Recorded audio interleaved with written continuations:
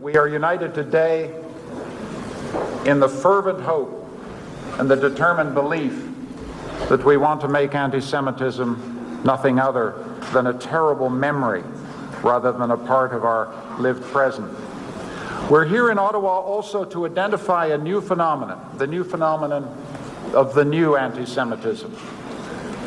One of the things that I never thought I would live to see as a person of proud Russian heritage is to see the disgraced and vile Tsarist forgery, the Protocols of the Elders of Zion, circulating in the 21st century on the internet. That's one way to describe this new and hateful phenomenon.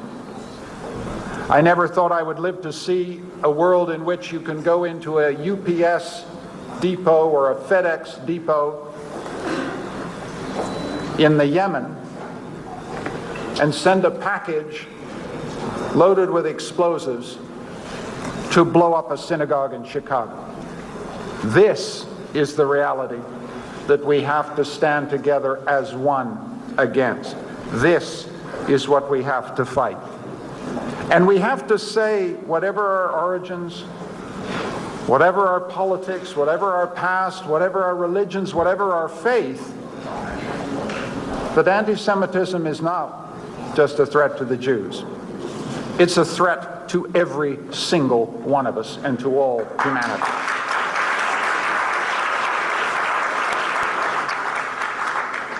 And in Canada, which thinks of itself as a place of tolerance and decency, a haven in a heartless world, a refuge for those who are tormented and have escaped persecution, as my family did from the persecutions of communist Russia, we have an innocence in Canada that we need very urgently to shed. Some of my innocence on the issue of anti-Semitism was shed in September 2006 when I went to a religious school in Montreal and saw with my own eyes, as some of you did, I'm sure, as well, the sight of what a firebomb does to a religious school. You see the stain of black smoke on the walls. You realize how close this came to horror and disaster. And then a year later, again in Canada, this time in Mississauga, I had the unfortunate experience of visiting a mosque whose windows had just been broken. Canada cannot be innocent. Canada cannot be naive. Canada cannot take its tolerance and multiculturalism, its respect for others, for granted. This is a fight that we have to win every day against the forces of intolerance and injustice. We also have another obligation as citizens of a democracy, and in this Parliament of Canada, which we are proud to serve, we have an obligation as democratic citizens to defend democracy. When we look at the Middle East, we see a democracy under siege, as Israel defends itself against terrorism and the Palestinian people suffer under the shadow of extremism. The Middle East conflict both fuels and is fueled by this vicious modern anti-Semitism. Too many people use the conflict in the Middle East as an excuse to fuel their hatreds. There is no justification, there is no excuse for this hatred. But it seems to me mere prudence to say that eliminating anti-Semitism does require a commitment to peace. 2 states for 2 peoples. Justice and security for the people of Israel. Justice and security for the people of Palestine.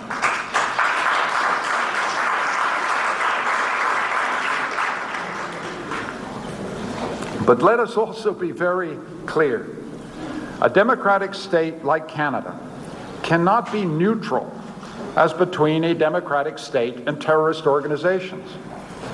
There is no honest broker between those two. Our position must be clear. Democratic states have a right to be recognized, to live in peace. They have a right to defend themselves. They have a right to the recognition of their neighbors. They have a right to live in peace and security. Canada must never equivocate on that question. There is another issue about which we need to be very clear. And that is to understand the distinctions between legitimate criticisms of the policies of the government of Israel and those criticisms which delegitimize the state itself. Not every criticism of the government of Israel is anti-Semitic. But there is a form of criticism of the state of Israel which passes into active delegitimization of a recognized democratic state. I refer, of course, in my own country, to Israel Apartheid Week. Israel is Israel. Apartheid South Africa was a crime against humanity. To conflate the two is to delegitimize a democratic state, and Canadians must stand against it.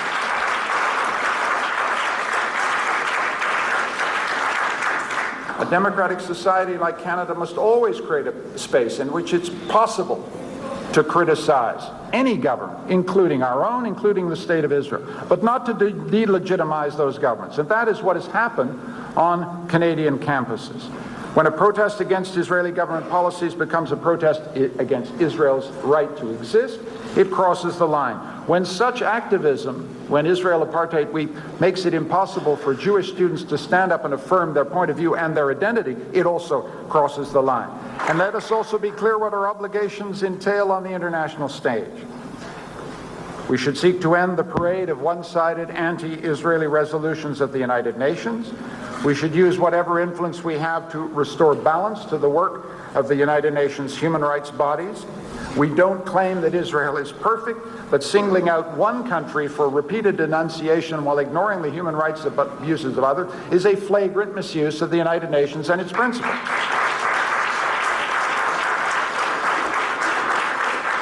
Nor is it acceptable for Canada to take any part in what Irwin Cotler so famously called the Festival of Hate at Durban.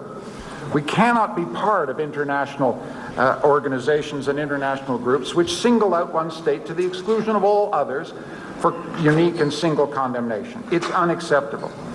This poisons the wells of democratic debate on the international stage. We must also be very clear about Iran. We must be very clear that the anti-Israel, Holocaust-denying rhetoric of the president of Iran and the government of Iran is utterly unacceptable on the international stage. Canada cannot be in the room when this occurs. If you'll allow me to say one slightly less than partisan note, to claim a defeat as a moral victory seems to me to be a mistake. To have lost a seat on the Security Council of the United Nations is a defeat, especially if you think and realize that it's at the Security Council of the United Nations that sanctions against Iran are going to be deployed. If Canada wishes to defend Israel against Iran, as it should, it would have been nice to be on the Security Council of the United Nations, and I don't see how we as Canadians can avoid acknowledging that fact. But what is done is done. Now Canada must stand somewhat more on the sidelines to speak out against the strategic threat that Iran presents not just to Israel, but to all the states in the region. And we must add our voice to those who think that the Republican Guard should be added to the list of terrorist organizations, because that is what it is on the international stage.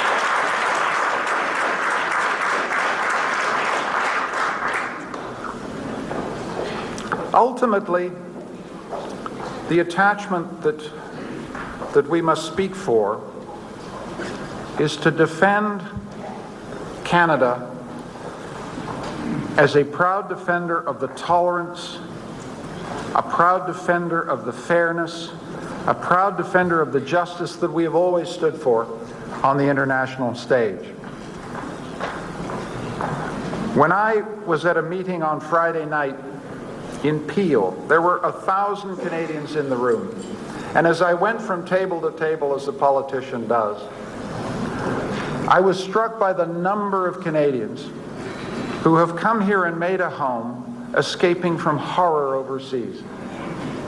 I talked to a Christian group from Iraq who just had their churches firebombed in Baghdad this very week. I talked to Ahmadiyyan Muslims who just had their mosque firebombed in Pakistan.